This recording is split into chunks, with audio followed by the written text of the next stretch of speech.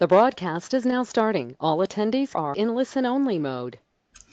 Good afternoon, everyone. It's Emily Petrova here at the Improvement Service, and I'm joined by my colleague Alison Clark-Dick.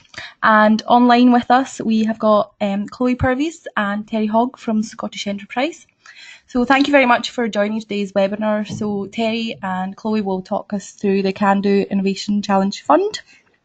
So just before we get started with the presentation, if you have any questions, you can ask them throughout using the grey chat box, and we'll have some time towards the end, about 20 minutes or so, to do a Q&A.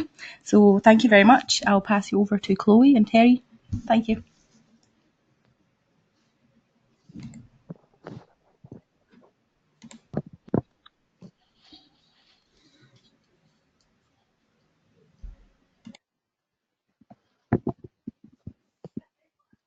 Hello. That should be okay, Chloe. Yep. Good afternoon and welcome. As Emily said, my name is Chloe Purvis, and I'm here today to talk to you about the Can Do Innovation Challenge Fund, and really more broadly than that, the support that we are offering to public sector in the realm of innovation. So before I describe the fund in more detail, I just wanted to give a bit of background to the innovation journey and why the fund exists in the first place, but also why SE is investing in support in this area. So back in the day, there was the kind of lone inventor entrepreneur who had the idea, bankrolled it, realised the product and took it to market, or indeed failed and it was forgotten. And I've just pulled up a picture there of Alexander Graham Bell, the inventor of the telephone. And then we moved to what was called closed innovation. So this was around companies pulling together research and development teams, which gradually progressed through projects through the kind of innovation process to become something that could be commercialised, or indeed was discarded. And now we're in the kind of era of what we're calling open innovation, and that assumes that not all products or services will be created within the organisation, and that firms should and can use external ideas as well as internal ideas to find those products and to take them to market. So that's just to give you a little bit of background. So what does this mean for you? Oh, that's not changing.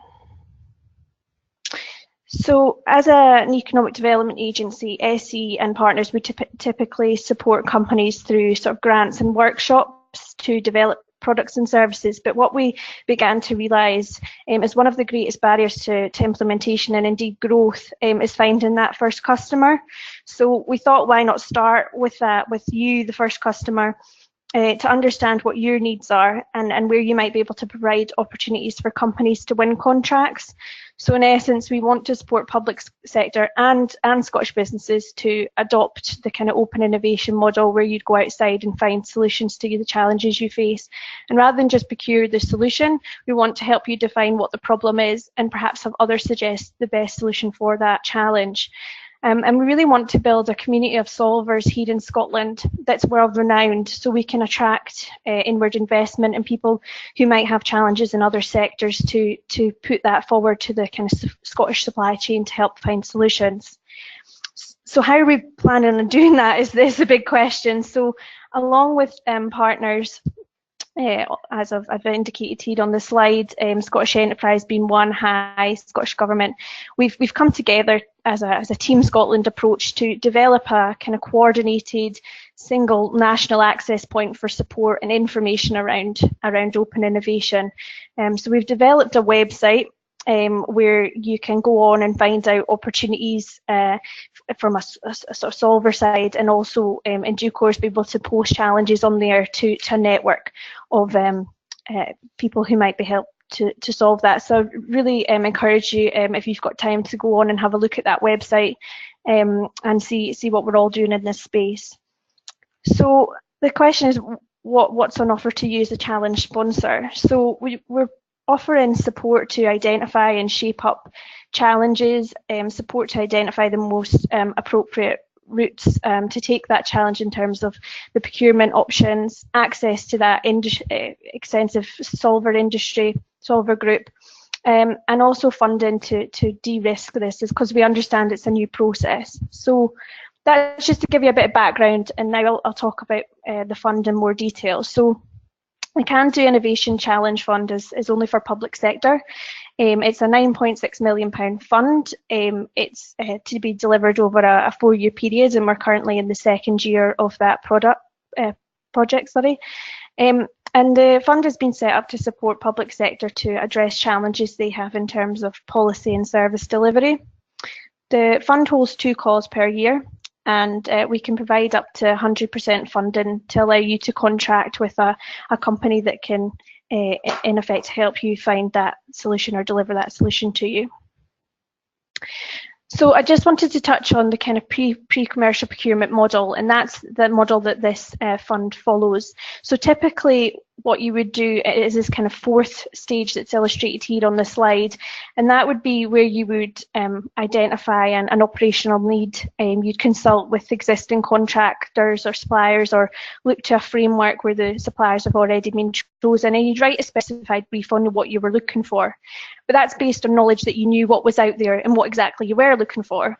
And when you had your submission comes back in, you would choose one supplier, and in effect you'd get almost what you always got, because it's based on your knowledge of what you're looking for. Whereas pre-commercial procurement is the step before that. So just now we're at this stage 0, where we want to help you to understand what your challenges are. So what services do you currently deliver? How could these potentially be better? Have you got any policy objectives that you think you might struggle to achieve? What's coming up in terms of procurement, frameworks coming to an end, and how might you use this process to find better solutions to your needs? So this is the stage we're at now, is trying to understand what challenges are out there that you guys are facing, and then add support to you to help you to write up that challenge brief and apply to the fund for funding, and then we can put it out to potential suppliers as a competition to see if we can find the best solution to that challenge. So then it would move on to the next phases here that I've circled with the red line. So we'd work with multiple suppliers at one time to test the ideas. So in the first phase, you would have applications come in, and you would pick maybe 3 to 5 suppliers that you would work simultaneously throughout a period. And this way you really get to know the suppliers and the ways of working, understand what works and what doesn't work. And at each phase you can conclude that part of the project and decide if it's viable to take that project any further. So it really de-risks the process, because there's key stage gates throughout where we can reassess, is this still what we're after? Is it still going to meet our needs? And how might we shape that going forward? So I'll just quickly touch on the application process, and this is a very high level diagram, but basically you submit an application to the fund.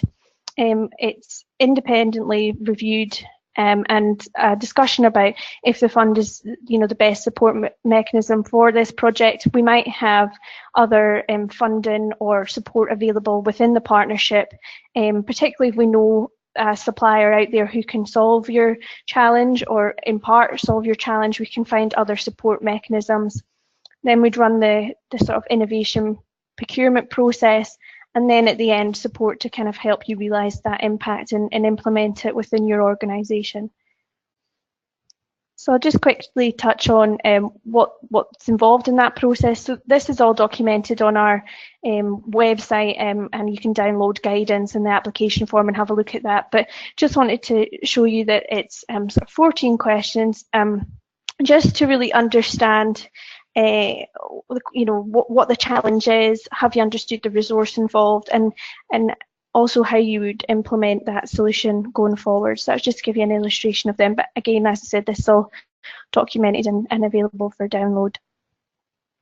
In terms of the fund criteria, we're trying to fund challenges where there's an impact in terms of public service delivery, but also there's an economic development impact, given that that's kind of where we sit. So there's the key areas that your application will be assessed on. So potential level of innovation. We're not looking to fund challenges where we think there's already a market-ready solution, because these are research and development contracts that are issued. So that's a key point to think about, before you apply, is just doing a bit of that market research to see what's already out there, and that's something we can assist you with as well.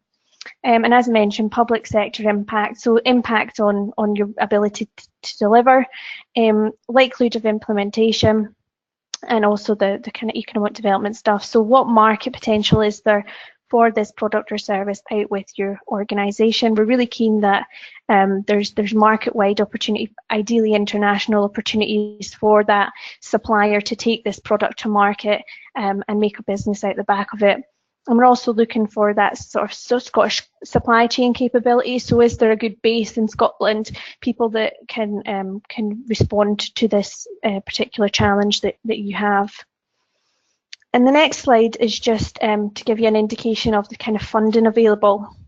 So we can support a number of pre-commercial procurement routes depending on the nature of the challenge, but I just wanted to give you an idea of the two that we've used most often, and that's the SBRI Small Business Research Initiative that's run by Innovate UK, and CivTech, which is a department of the Scottish Government. They work on specifically sort of digital and Internet of Things challenges. So typically for the kind of phase one, we would provide funding of between 10 and 40 up to 3 to 5 suppliers over sort of 3 to 6 month periods. And you can see as you go down now that the CivTech ones are sort of smaller budget and quicker turnaround time, just due to the nature, because they tend to be sort of digital and can be more quickly implemented. So where are we at now in terms of the fund? The fund's had 3 calls to date. The first call we funded 5 challenges, the second call 8, and the third call 5. So I've just provided an overview of the challenges that we funded, and these are anything from sort of transport related challenges, health and social care, energy, so very varied. So just to give you an idea of the kind of challenges we're funding, and if there any of these are of interest to you, please do contact us afterwards. We can provide you more detail about what the scope of those challenges are, when they've been launched, in the project timeline on them. So finally, I just wanted to sort of recap on some of the things that I've covered there. So for the public sector challenge sponsor, this is a real opportunity to explore creative solutions to operational challenges that you have.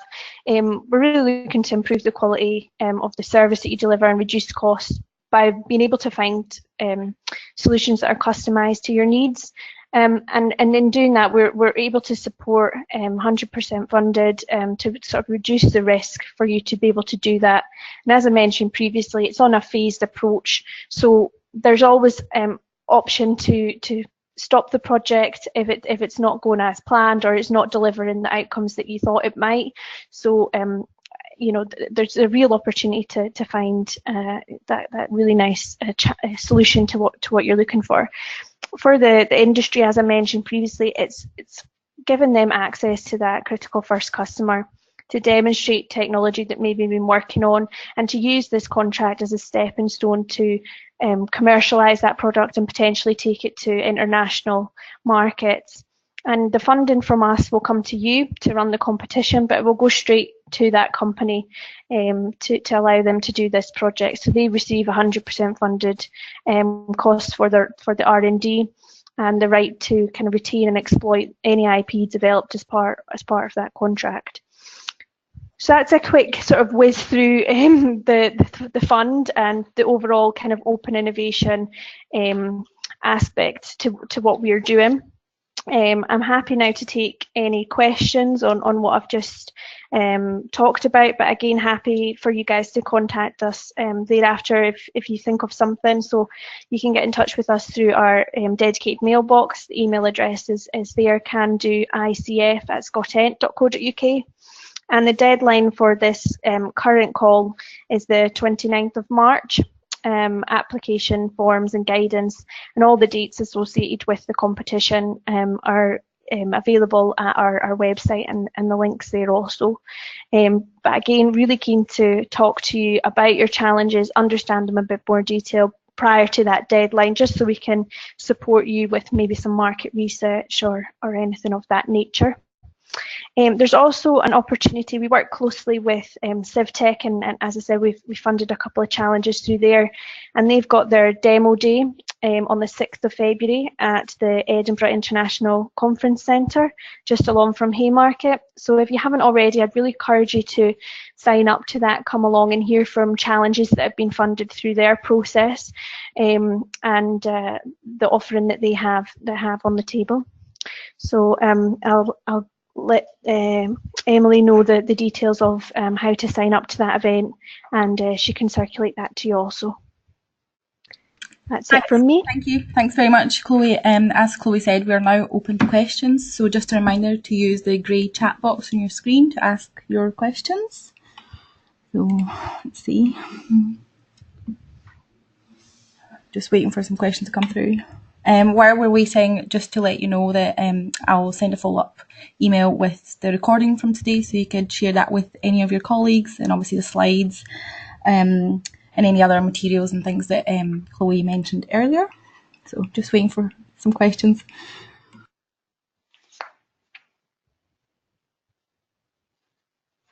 So got something here. It says previous application to the fund wasn't successful, at least in part because there wasn't a digital component. Is that still a barrier to successful application? Absolutely not. Maybe flick back to some of the challenges that we funded. There's only a small percentage in here that are of sort of maybe half or something that are of a digital nature. The other ones are sort of product or service based, so no, that's definitely not a barrier to apply. And I think the key thing is just understanding the resource to be able to take a challenge forward, and also what market solutions are already out there. So like I mentioned earlier, we're happy to help with that first market research piece, so to understand what suppliers are already out there.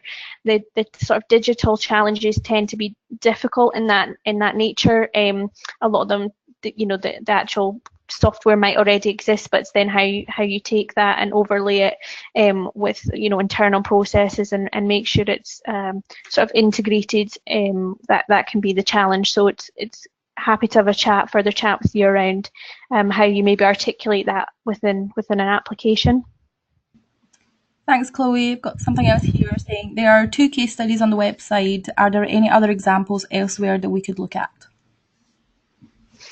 The 2 case studies that we've got are challenges that were funded from the first call, because the projects tend to be 6 months long, and they're only just coming to the end of those projects and realising the kind of impacts and the value of the process. So they're the only 2 that we have written up or in video form as they are on the website at the minute, but happy to discuss any of the other challenges.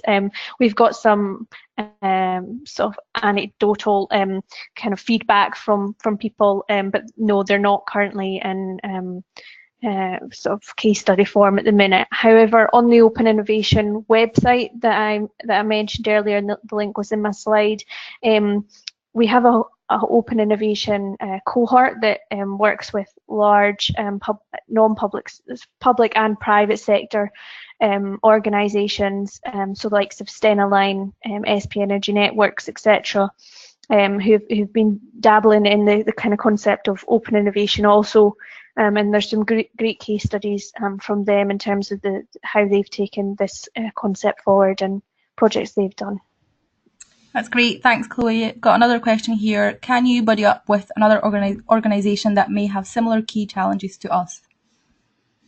Absolutely, and again, that's something we can help to facilitate. And if there's challenges that you think are maybe, if it's a council, for example, that are impact on other councils, we'd definitely be interested in doing that. There has to be one lead, or one lead organisation in terms of who we will contract with and provide the money to, but that doesn't mean that there can't be a partnership behind that. But there have to be one lead applicant who we would work with over the course of the project to check that it was kind of on track, and to have discussions about kind of next stages and implementation. Thanks, Chloe. Got something else here. Does a potential solution have to come from an outsider, or can it be a specific co-designed not-for-profit organisation collaboration with a statutory organisation? So the challenge will be put out to the market to come forward with solutions. Anybody can apply to that. Any sort of EU company can apply to that, including individuals. So there's nothing stopping somebody coming forward with a solution or an idea to be able to solve that challenge. And that can be pre-startup if they're not already trading. Terry, I don't know if you want to add anything to that. My colleague Terry's also on the line. Yeah, sure, Chloe. I think you covered it pretty well. I think the key thing is it's an open procurement. So, as Chloe indicated, it's not exclusive to profit-making companies. There would be one caveat in that part of the assessment process is looking at the ability of the solver, if you like, who's bidding in for the contracts to be able to commercialise the solution. So as long as there was a believable way to do that, then there's nothing to stop a non-profit organisation applying for the contract. Thanks both. I've got something else here. So is there a limit to the amount of funding you receive? So typically we would fund sort of phase one. We would provide 150,000 typically to work with 5 companies, so £30,000 contracts per company, per supplier. Terry, that's kind of typical sort of funding model that we're working with at the minute. Yeah, just to add to that, so that's based on a lot of work we've done with colleagues across the UK who've been working with the SBRI process. So we've given guidance. I think the key thing, Chloe, is come and talk to us about the range of so there's flexibility in there, and we've shown some sort of ranges and typical values. The fund is not the fund is finite, so there's a limitation on how much money is in the fund. However, what we've been deliberately keen to do is, if there's a cracking idea out there, no promises here, but we wouldn't like the limits of the fund to constrain anyone coming forward with a project that was worth looking at, but maybe was out with the sort of range we're providing. So we'd obviously need to talk to the fund management team on that one. So yeah, so given a typical range based on experience, but if folks feel they've got something particularly valuable that's maybe out with that range, I would say, as Chloe's mentioned, just come and talk to us. We're really keen to help you to shape up an application that suits your particular challenge. Thanks very much, Chloe and Terry. Got lots of comments, people just saying thank you very much for today. They found it really useful. I'm just thinking, Chloe, you shared some detailed examples of challenges that have been funded. So if you don't mind, I'll share that as well. Absolutely, yeah, that's no problem. So we've got another question here. I believe that some of the organisations that have had a challenge funded have struggled to resource the project to meet the needs of the solvers. Is this a problem? It's a key part of the fund assessment. So in terms of the criteria, it's that resource to support and manage the challenge. So we would be looking for a project manager to kind of lead on this. But we're part of the project team as well. The fund, there's a representative from the fund that sits on that team, and happy to support and guide that individual through the process. We've got quite a few projects under our belt now, so we can definitely hook you into other people who have taken on that role and get a more informed sort of resource capacity, you know, what's required to actually deliver those projects, if that's something that's of concern. But we're yeah, like I said, we're here to support you through that process, so you're not just left to do it. We're here for you. Thanks very much, Chloe. I think that's all the questions that we've got for just now. So just again, a reminder, because I know we've had a few more questions, I will send a follow-up email with the slides from today and obviously some of the links to the events that Chloe mentioned earlier, so you can register for those as well. So thank you very much for taking the time to present today, Chloe and Terry. No problem. Thanks for the opportunity. Anything else that you'd like to add just at the end for everybody? Just say again, as Terry mentioned as well, we're really keen just to speak to people that might have challenges. It doesn't matter if it's not fully formed yet or it's just a general idea, because we're here to kind of work up and shape those challenges with you, and actually maybe put you in touch with people that have suggested these challenges in the past that maybe haven't been funded. So yeah, keen to speak to you about anything that you're thinking about doing. So don't leave it, you know, till the week before the deadline to kind of make contact with us. The sooner the better, really, so we can help you shape them. That's great. Thanks, Chloe. I'll include your contact details again, just as a reminder for people in the email. So thank you. So thanks again for taking the time to present, and thanks for everyone who joined today. Thank you. Bye.